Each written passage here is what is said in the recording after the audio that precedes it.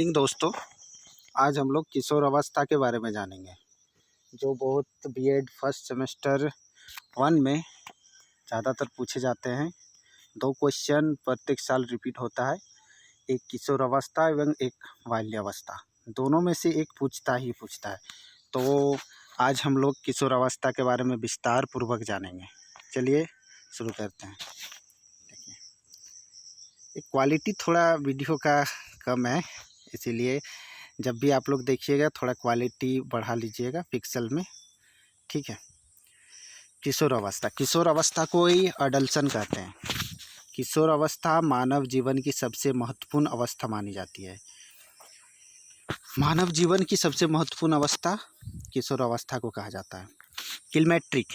किलमेट्रिक ने तो इस अवस्था को जीवन का सबसे जटिल काल माना है।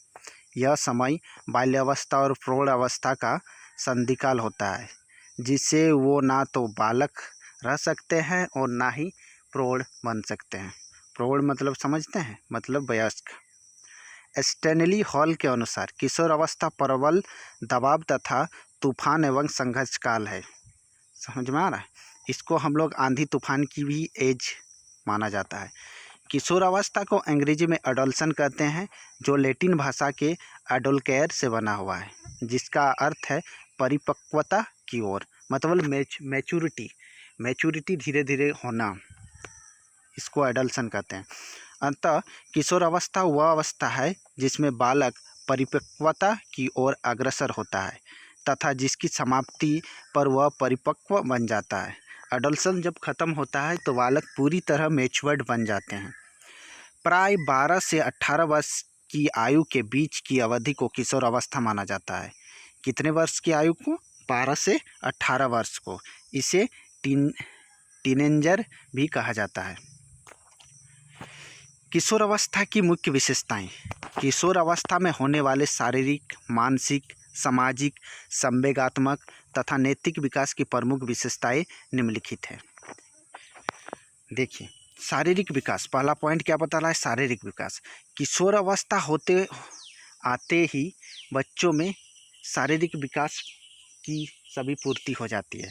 मानसिक विकास भी, मेंटली भी स्ट्रांग हो जाते हैं। तीसरा नंबर क्या है? घनिष्ठ एवं व्यक्तिगत मित्रता। घनिष्ठ एवं व्यक्तिगत मित्रता में आप समझ रहे हैं, घनिष्ठ मतलब उन लोग किसी भी दोस्त को घनिष्ठ मान जाते हैं। कोई भी एक गहरा मित्र होता है। इस एज में गहरी मित्रता का प्रभाव पड़ता है बहुत सारे। स्थायित्व एवं समायोजन का अभाव। इस अवस्था में बच्चे का माइंड स्थिर नहीं रहता है, समायोजित नहीं रहता है, एक जगह पे भटकते रखता है, कभी यहाँ तो कभी वहाँ, कभी ऐसा करेंगे तो कभी वैसा करेंगे, इस तरह के सोचते हैं। 5वां नंबर है रुचियों में परिवर्तन। इस अवस्था के बालक अपनी रुचि में परिवर्तन लाते हैं। अगर किसी को फुटबॉल खेलते देखता है तो कभी बोलते हैं फुटबॉल खेलेंगे। किसी को अगर डॉक्टर देखा कि उसके बगल में कोई अंकल डॉक्टर हैं तो उसको देख के वो चाहते हैं कि हम डॉक्टर बने। फिर वो डॉक्टर सोच के बाहर निकलते तो बाहर देखते हैं कि कोई इंजीनियर जा रहा है तो वो सोचते हैं हम इंजीनियर बनेंगे। इसी तरह रुचियों में परिवर्तन होता है। काम भावना का विकास, मतलब इस चीज़ में उन लोग का प्रेशर होता है कि हम काम करें, कुछ करें। गंदी मूवी का भी प्रभाव चला जाता है। मानसिक स्वतंत्रता एवं विद्रोह का प्रभाव। मानसिक रूप से इस अवस्था के बच्चे पूरी तरह स्वतंत्र होना चाहते हैं, जैसे घर वाला कोई रोके नहीं, टोके नहीं, कोई विद्रोह ना करे, इस चीज़ की भावना से उन लोग दूर, मतलब अपनाना चाहते हैं। समूह को महत्व।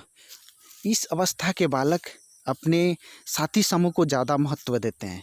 ना घर वाला का बात सुनते हैं, ना फैमिली में कोई मेंबर का बात सुनते हैं। समूह साथी, उसके जो दोस्त बोलते हैं वही उसके लिए सब कुछ होता है। आदर्श पूजा। 9वां पॉइंट क्या है? आदर्श पूजा, हीरो, नेता और टीचर। इस अवस्था में बच्चे खुद को हीरो मानते हैं। एक होते कुछ नेतागिरी में चले जाते हैं, खुद को लगते हैं कि हम समझाने लायक हो गए हैं। किसी भी चीज़ को वो लोग समझाने का कोशिश करते हैं, जैसे वो एक टैलेंटेड या मैच्योर्ड आदमी हो, उस तरह का करने लगते हैं। 10वां पॉइंट है व्यवसाय चुनाव की चिंता। इस अवस्था में बच्चे व्यवसाय के क्षेत्र में ज़्यादा सोचते हैं कि हमें कुछ करना है, हमें पैसा कमाना है, हमें ये करना है, हमें वो करना है। इस अवस्था में इसीलिए बच्चे को पूरी तरह पैसे पे निर्भर हो जाते हैं। अधिकतर बच्चे उन लोग सोचते हैं कि पैसे के बिना कुछ नहीं है, हम लोग व्यवसाय करेंगे, क्योंकि इस अवस्था में घर वाला तो 18 साल की उम्र में पैसा वैसा देता नहीं है। तो ये लोग चाहते हैं कि हम लोग खुद का पैसा कमाएं, खुद का ऐश करें, साथी समूह में वगैरह जो मन सो करें, अपना मन मर्जी चलाएं। इसीलिए इसको आंधी तूफान की एज कहा जाता है। चलिए, इतना पॉइंट 10 पॉइंट काफ़ी होता है। बीएड में ज़्यादातर 8 पॉइंट लिखिएगा, बहुत ही अच्छा काम देगा और बहुत ही सुंदर से हेडलाइन बना के लिखिएगा तो काफ़ी नंबर अर्जित होगा। धन्यवाद।